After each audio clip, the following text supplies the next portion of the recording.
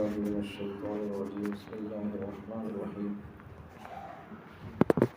يا بني إسرائيل اذكروا نعمتي التي أنعمت عليكم وأني فضلتكم على العالمين واتقوا يوما لا تجزي نفس عن نفس شيئا ولا يقبل منها عدل ولا تنفعها شفاعة ولا هم ينصرون.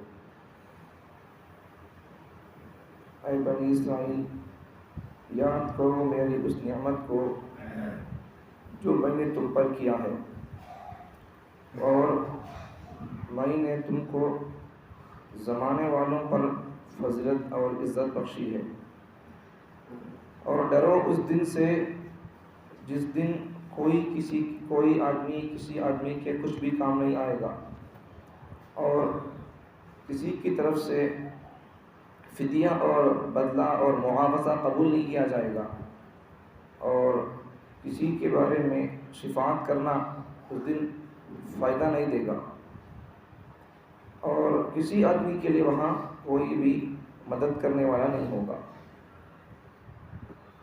اے بنی اسرائیل، ہماری اس نعمت کو یاد کرو جو میں نے تم پر کیا، اور میں نے تم کو زمانے کے لوگوں پر فضیلت بخشا، اور ڈرو اس دن سے جس دن کوئی آدمی کسی آدمی کے کچھ بھی کام نہیں آئے گا، اور نہ کسی جان سے کسی انسان سے کوئی فدیہ کوئی مال قبول کیا جائے گا، اور نہ ہی کسی کی باری میں سفارش کرنا فائدہ دے گا، اور اس دن کوئی بھی کسی کا مددگار نہیں ہوگا۔ ایسے دن سے ڈرو۔ تو اللہ تعالیٰ نے پہلی ان 2 آیتوں میں 6 باتیں بتائی گئی۔ پہلی بات، اللہ تعالیٰ نے بنی اسرائیل سے خطاب کیا، اے بنی اسرائیل، میری نعمتوں کو یاد کرو جو میں نے تم کو عطا کی ہے۔ دوسری بات، میں نے تم کو زمانے والوں پر فضیلت بخشا۔ تیسری بات، ڈرو اس دن سے جس دن کوئی آدمی کسی آدمی کے کچھ بھی کام نہیں آئے گا۔ چوتھی بات، کسی بھی آدمی کی طرف سے کوئی بھی بدلہ، معاوضہ، فدیہ قبول نہیں کیا جائے گا۔ چوتھی بات۔ پانچویں بات، اور کوئی کسی کی طرف سے سفارش کرتا ہے تو وہاں سفارش کسی کی بھی نفع نہیں دے گی۔ چھٹی بات، وہاں کوئی بھی کسی کا مددگار نہیں ہوگا۔ اللہ تعالیٰ نے بنی اسرائیل سے خطاب کیا اس آیت میں کہ ہماری نعمتوں کو یاد کرو، شکر گزار بندے بن کر رہو۔ نعمتوں کا اللہ تعالیٰ احساس دلا رہا ہے، اللہ نے کیا کیا نعمتیں دی، اللہ اس کو یاد دلا کر احساس پیدا کر رہا ہے، شکر کا جذبہ اللہ ان کے اندر پیدا کر رہا ہے۔ احسان اللہ ان پر کیا تو پھر اللہ اس احسان کو یاد دلا رہا ہے کہ میرے اس احسان کو یاد کر کے تم میرے شکر گزار اور فرمانبردار بندے بن کر رہو۔ آدمی چاہے دنیاوی اعتبار سے ہو یا اخروی اعتبار سے، آدمی احسان فراموش نہیں ہونا۔ احسان فراموشی یہ جانوروں میں تک نہیں ہے، انسانوں میں آ گئی یہ چیز۔ یہ مطلب ہو تو بات کرتے، مطلب نہیں تو بات نہیں کرتے، ضرورت پڑی تو بات کرتے۔ احسان کیے تو ٹھیک ہے، ضرورت پڑی احسان کیے، مطلب مل گیا تو ٹھیک ہے، مل جاتے، بات کرتے، سلام کرتے، کلام کرتے، مطلب ہو گیا ختم، دوستی ختم، بات چیت ختم۔ جب تک لوگ کچھ ہوتا ہے، پیسہ کیسا بھی کچھ عہدہ بھی ہوتا ہے تو لوگ کیسے ہی مل کر پوچھتے، جب کچھ بھی نہیں ہوتا تو کیا بھی نہیں پوچھتے۔ تو آدمی کوئی بھی کسی پر احسان کرے تو آدمی اس کا احسان مند رہنا چاہیے، احسان فراموش غدار نہیں بننا۔ اللہ نے کو کتنے انعامات احسانات کیا، فرعون سے بچایا، جو فرعون بنی اسرائیل کے بچوں کو قتل کرتا تھا اور بچیوں کو چھوڑ دیتا تھا، اللہ اس سے بچایا۔ پھر اللہ جب یہ لوگ شرک میں مبتلا ہو گئے، گائے کی پوجا میں، گائے کے بچہ بچڑے کی پوجا میں مبتلا ہو گئے، تو پھر اللہ نے ان کو معافی کا ایک چانس دیا۔ معافی کی شکل کیا ہوتی تھی ان کے لیے؟ جو لوگ وہاں شرک کرے انہوں اپنے آپ کو قتل کر ڈالنا، وہی سزا۔ اب ہمارے لیے سزا ویسے تو کیا ہوتا؟ کون شرک کرے ان کو قتل کر دینا، ان کو انہوں مار لے کو مر جانا، تبھی جو ان کی معافی کرے تو کتنے دن مارنا پڑتا، کتنے دن مرنا پڑتا، کتنے لوگ شرک کے اندر مبتلا ہے، بہت سارے لوگ شرک کے اندر مبتلا ہے۔ نمازوں کو آتی نہیں بول کر نہیں، لیکن ان کا ایمان عقیدہ صحیح نہیں ابھی. اس لیے عقیدے پر، ایمان پر محنت ہونا پہلے، سب سے پہلی بات ایمان پر پہلے آؤ، عقیدے کو پہلے سمجھو، اس کے بعد پھر اعمال میں لگ جاؤ. دیکھو ایک بات یاد رکھو، کس کا ایمان کتنا پکا رہتا کہ کون اپنے توحید میں مضبوط رہتا کہ اس سے دین کے اتنے کام ہوتے رہتے، دین کے شریعت پر اتنا عمل کرتا رہتا. اب کون شریعت پر عمل نہیں کر رہی، کس کے چہرے میں داڑھی نہیں، کس کے کپڑے اسلام کے مطابق نہیں، تو یہ سب چیزیں ہیں نہیں، کس کے کپڑے ٹخنوں سے نیچے ہے، یہ اسلام پر مکمل عمل نہ کرنا، یہ اس کے ایمان کے کمزور ہونے کی علامت ہے. میں پگڑی بنتا ہوں تو کہیں بنتا ہوں، اسلام کو سمجھا میں، اسلام کو پڑھ کر ہوں اور میرے اندر ایمان ہوتا ہے، اس لیے میں پگڑی بن رہی. اب تمہیں کہ نہیں بنتے، ٹوپی تک نہیں لگاتے مسلمان کہیں بولے تو تمہارا ایمان تو مضبوط نہیں ہوا ابھی. سمجھ میں آ رہی بات؟ تو کس کا ایمان کتنا مضبوط رہتا کہ ان اسلام پر اتنا عمل کرتا رہتا. اب تمہیں خود دیکھ سکتی ہے میں اسلام پر کتنا مضبوط ہوں، میں سنتوں پر، اسلام پر، شریعت پر کتنا عمل کر رہا ہوں، وہ آپ خود فیصلہ کر لو، نتیجہ رزلٹ تمہیں خود نکال لو، میرے بولنے کی ضرورت نہیں ہے اس پر.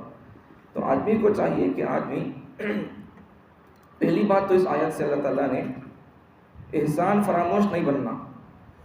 اللہ ان پر کتنے انعامات کیا، بنی اسرائیل پر، پھر بھی لوگ ناشکری میں اور نافرمانی میں کوئی کم نہیں کیے، شرک تک کر دیے، پھر بھی اللہ معافی کا ان کو کچھ چانس دیا، کچھ ڈھیل دیا، اور اس شرک گناہ کی معافی کے لیے اللہ نے اپنے آپ کو قتل کر دو یہ بھی کہا ان کو.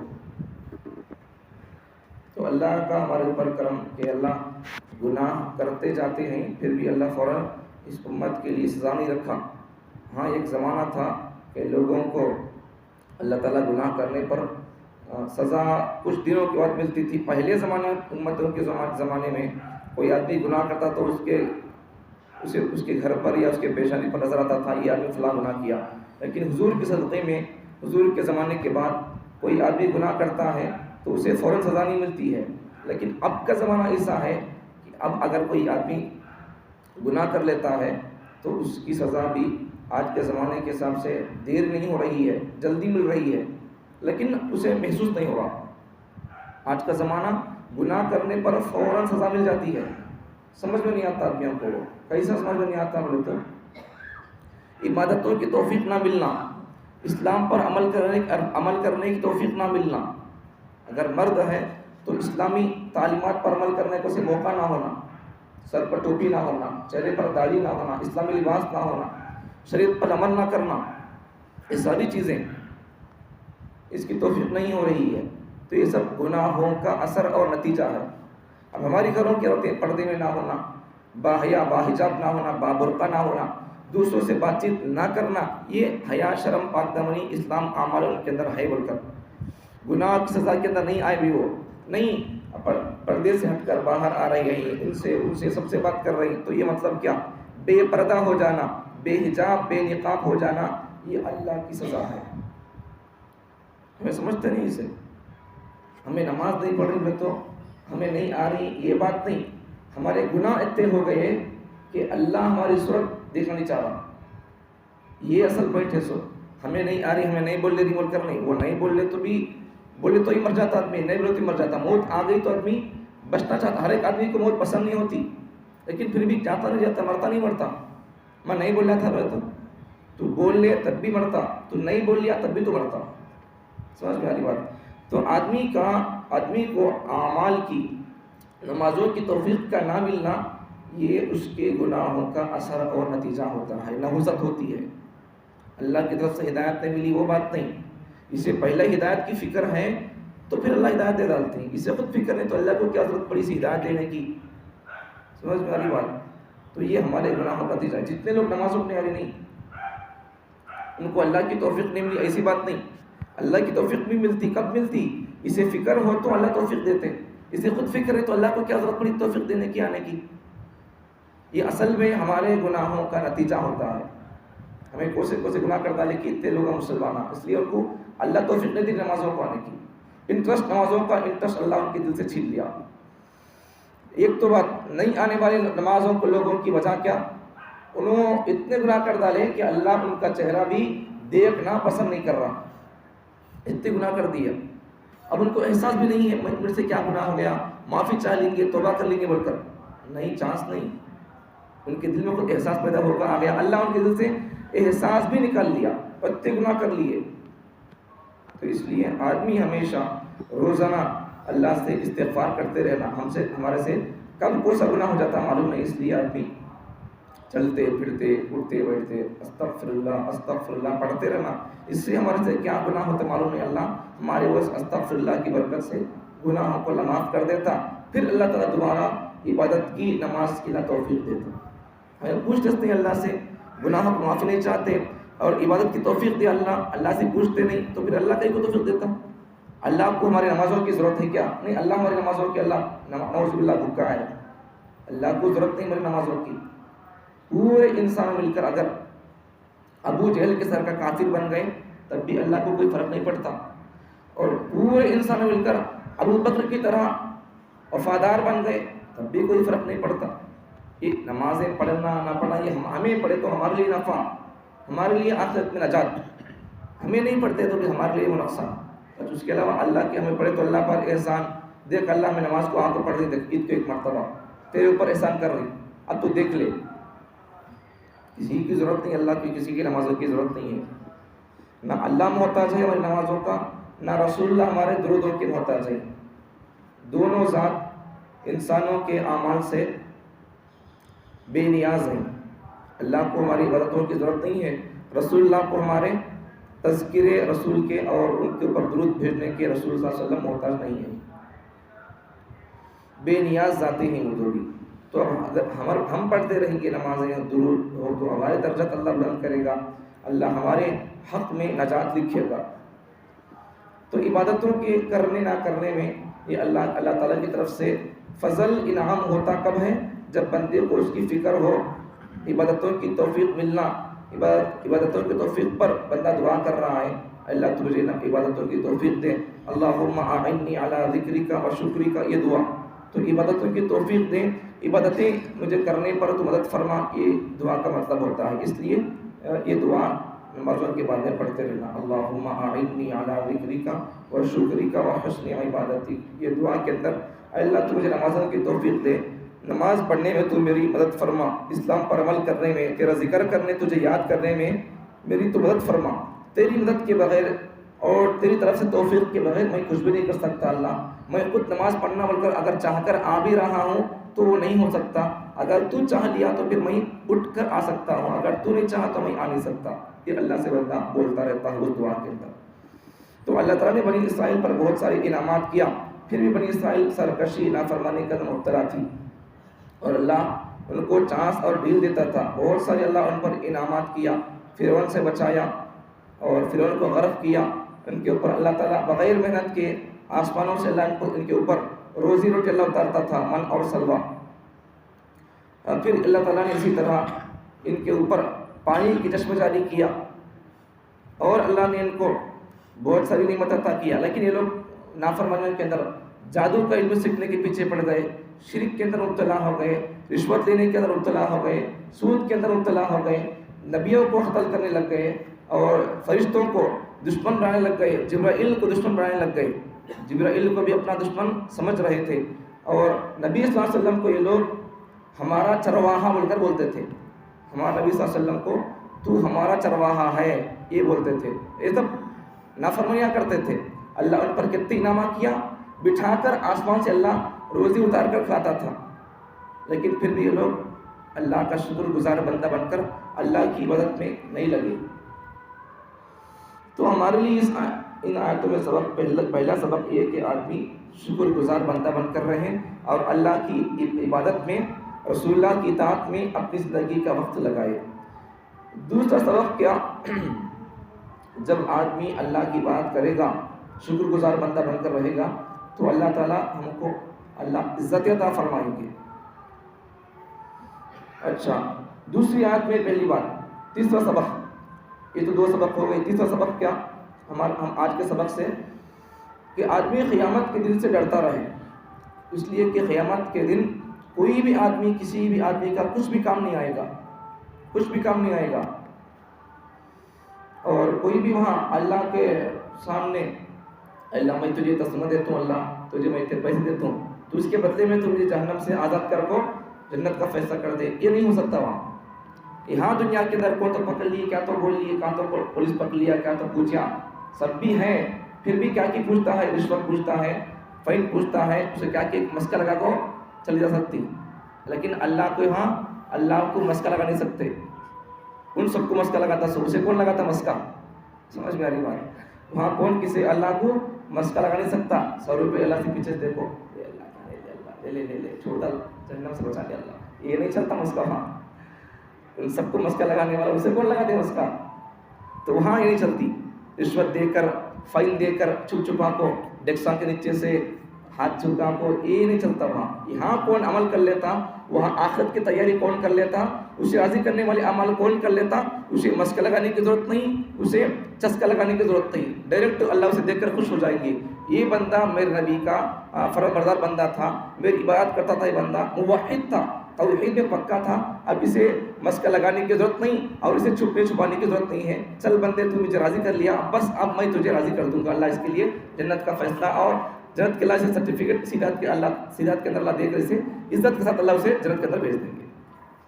تو یہ سب ہوگا، اس لیے آخرت کی تیاری کرنا چاہیے.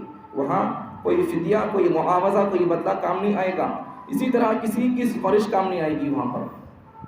یہ بھی ایک سبق، چوتھا سبق، کہ وہاں کوئی آدمی کسی کے بارے میں، ماں باپ ہو یا اولاد ہو، کوئی بھی ہو، اپنے قوم کا بڑا، اپنی فیملی کا بڑا، وہاں کسی کے بارے میں سفارش نہیں کر سکتا.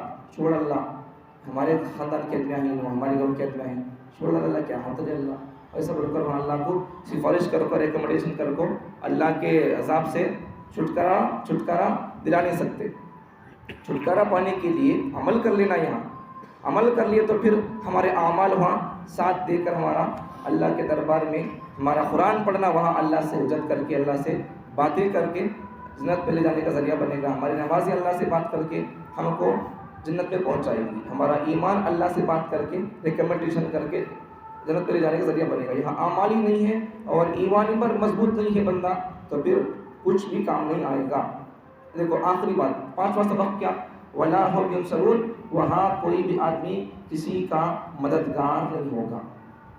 قرآن مجید میں 30 پارے میں جتنا قیامت کی ہولناکیوں کو، قیامت کے منظر کو بیان کیا گیا، اتنا قرآن مجید کے 30 پارے کو چھوڑ کر دوسرے 29 پارے میں اتنا قیامت کے بارے میں بتایا نہیں گیا. ہر سورہ کے اندر قیامت کا بیان، ہر سورہ کے اندر فتنے کا بیان، ہر سورہ کے اندر عمل کی بات، یہ عمل کر لو، اعمال بھی آ جاؤ، یہ ایسا عمل کی بات اور قیامت کا تذکرہ. یہ 30 پارے کے اندر جتنا بیان کیا گیا، قیامت کا تذکرہ، اعمال کا تذکرہ، اعمال کر لو، جنت ایسی ہوگی، جہنم ایسی ہوگی، یہ ایسا ہر سورہ کے اندر جتنا بیان کیا گیا 30 پارے کے اندر، اتنا بچت کے 29 پارے میں اتنا بیان نہیں کیا گیا. تو خلاصہ کیا کہ جنت پہ جانے کے لیے آدمی کو اس کی تیاری کرنا پڑتا. ایک، جنت پہ جانے کے لیے ایمان صحیح ہو، دوسرا آدمی کے اعمال سنت کے مطابق ہو. اس سے پہلے بھی بولا نہیں تھی 2 چیزیں، آدمی کا عقیدہ صحیح ہو، دوسرا عمل سنت کے مطابق ہو. اگر یہ 2 چیزیں ہوں گی تو پھر اللہ تعالیٰ ہمارے حق میں جنت کا فیصلہ کر سکتا ہے. وہاں اللہ کو فدیہ دینے کی ضرورت نہیں، اور وہاں اللہ کو معاوضہ اور بدلہ دینے کی ضرورت نہیں، اللہ کو مسک لگانے کی ضرورت نہیں ہوگی، کسی کی سفارش کرنے کی ضرورت نہیں ہوگی، اور آدمی کسی کا محتاج نہیں ہوگا. اگر اس کا ایمان پکا ہے اور اعمال میں آدمی مضبوط ہے تو پھر اسے وہاں کسی کی طرف محتاج ہونے کی ضرورت نہیں ہوگی. یہ اللہ رسول کی بات پر عمل کرتا رہے گا دنیا کے اندر، تو پھر وہاں اسے کسی کی مدد کی، حاجت کی ضرورت نہیں ہوگی. بس اس کے اعمال کی وجہ سے، توحید پر پکا ہونے کی وجہ سے اس پر اللہ کا فضل ہوگا اور نبی کی نگاہ نبوت پڑے گی، نبی کی طرف سے اس کے لیے بھی کچھ سفارش ہو جائے گی، تو پھر یہ آدمی کا بدلہ اور بیڑا پار ہو جائے گا. تو اس لیے کیا کرنا؟ اعمال پر آ جانا، ایمان پر آ جانا. ایمان اور عقیدہ مضبوط ہو اور اعمال میں آدمی کامل ہو تو پھر آدمی کے حق میں اللہ تعالیٰ اچھا فیصلہ کر سکتے ہیں.